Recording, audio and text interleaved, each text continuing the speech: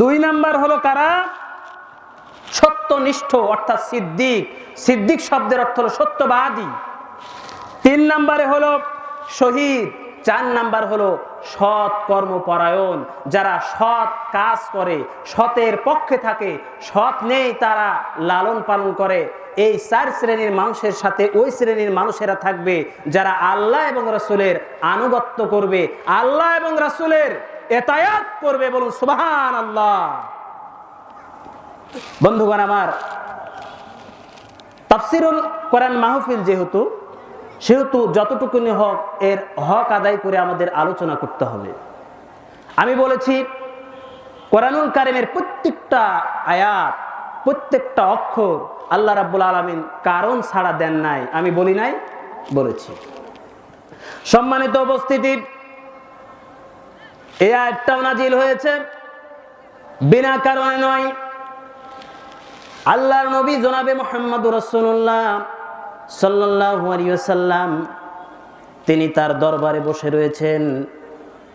আর ওই দরবারে কি ঘটনা ঘটে গেল, এমন ঘটনাগুলো আমাদের আম্মা জান হযরতে আয়েশা রাদিয়াল্লাহু তাআলা আনহা তিনি বর্ণনা করছেন। তিনি দেখলেন, দেখার পরে তিনি বর্ণনা করলেন, আল্লাহর নবী বসে রয়েছেন। এমন একটা মুহূর্তে একজন আনসার নবীজির দরবারে উপস্থিত হয়ে গেলেন।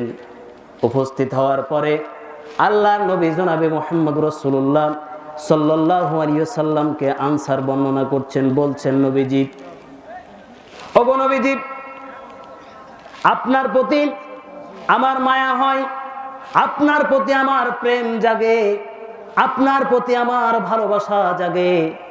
এমন ভালোবাসা জাগে, আপনাকে যদি আমি না দেখতে পাই তাহলে পরে আমার অন্তরটা বিরহ বেদনায় সর্বসময় কাতরাতে থাকে।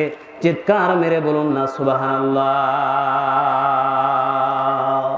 এটা হলো মুমিনের লক্ষ্য, এটা হলো মুমিনের সিম্পটম। একজন মুমিন সর্বসময়ের জন্য আল্লাহর রাসূলের জন্য তার মনকে উজাড় করে দিবে, এমনকি জীবন দিয়ে দিবে। এর নাম হলো মুমিন। কথা বলুন, ঠিক না বেঠিক?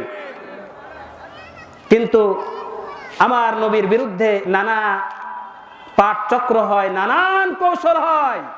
আমরা দাড়িওয়ালা, টুপিওয়ালা, ইমানধারী নিয়ে লেবাস নিয়ে বসে থাকি, কিন্তু একটা জবাব আল্লাহর নবীর পক্ষে দিই না। কথা বলুন, ঠিক না বেঠিক? সম্মানিত উপস্থিতি, মদিনার আনসার আল্লাহর নবীকে যখন এই ধরনের কথাগুলো উপস্থাপন করলেন,